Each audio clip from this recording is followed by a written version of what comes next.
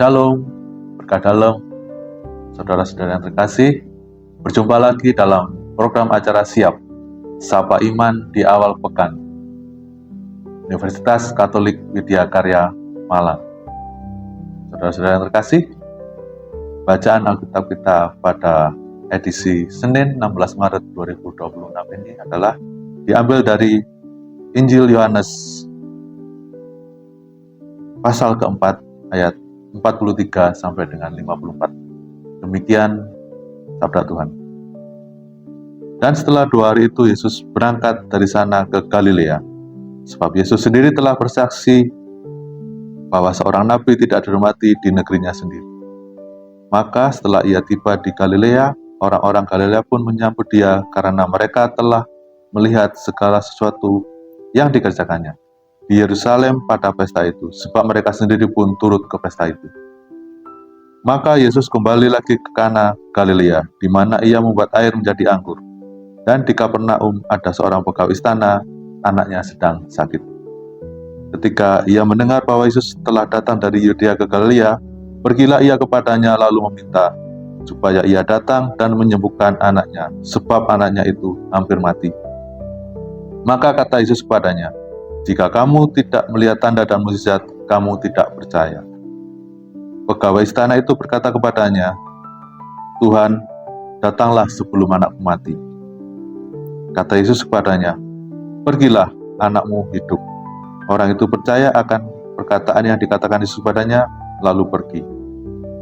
Ketika ia masih di tengah jalan, hamba-hambanya telah datang kepadanya dengan kabar bahwa anaknya hidup.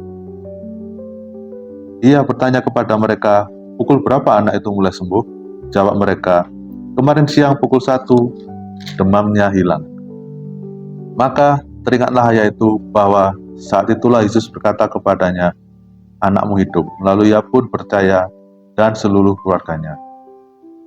Dan itulah tanda kedua yang dibuat Yesus ketika ia pulang dari Yudea ke Galilea.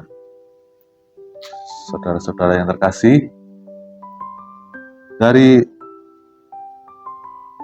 Injil Yohanes pasal 4 ayat 43 sampai ke 54 ini, Tuhan memberikan pengajaran kepada kita bahwa kita sebagai orang percaya, anak-anak Tuhan, harus tetap memegang teguh janji dan rencana Tuhan. Dari sini kita bisa belajar tentang 2 hal. Yang pertama, kita sebagai orang percaya harus benar-benar percaya dengan iman kita, meskipun kita tidak melihat adanya tanda dan mukjizat. Terkadang orang akan percaya jika dia benar-benar melihat tanda secara fisik. Dia akan percaya dengan adanya mukjizat jika itu terjadi ada tanda yang berupa hal yang sifatnya fisik, nyata, dan konkret. Orang terkadang lupa bahwa janji Tuhan itu terkadang tidak ditunjukkan melalui tanda-tanda. Karena Tuhan mengatakan bahwa kita sebagai orang percaya, anak-anaknya harus percaya bahwa janji Tuhan itu ya dan amin. Kita harus percaya meskipun kita tidak melihat. Meskipun tidak ada tanda dalam mukjizat itu, kita harus percaya bahwa itu adalah karya dari Tuhan. Maka ada dikatakan dalam kitab bahwa janji Tuhan itu iya dan amin. Janji Tuhan itu adalah janji seperti fajar terbit di pagi hari yang tidak akan pernah datang terlambat. Tuhan akan memberikan kepada kita jawaban atas setiap pergumulan kita, atas setiap permasalahan kita. Yakin dan percaya bahwa Tuhan akan menepati janji-janjinya. Hal yang kedua yang harus kita pelajari adalah di sini kita harus percaya dan tenang.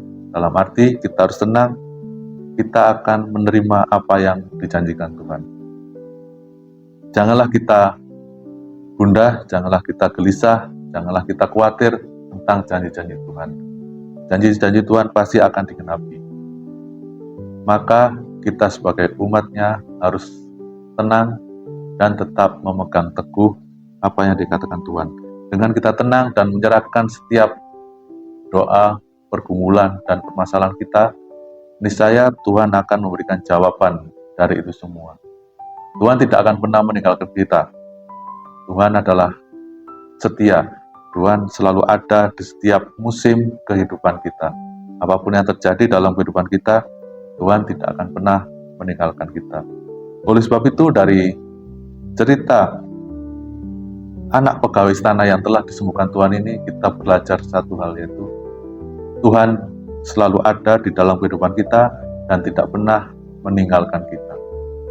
Bahkan dari ayat ini kita percaya bahwa kita akan tahu bahwa dengan kita percaya, kita juga akan memberikan kebahagiaan kepada orang lain. Ini terbukti dari dengan sembuhnya anak pegawai istana tersebut, maka seluruh keluarga dari anak pegawai istana itu menjadi percaya kepada Tuhan. Oleh karena itu, dengan kita selalu percaya, kita selalu berdoa dan menyerahkan setiap pergumulan kita kepada Tuhan, nantinya itu juga akan berbuah. Buah-buah roh akan hadir di dalam kehidupan kita. Demikianlah renungan kita pada program Siap edisi minggu ini.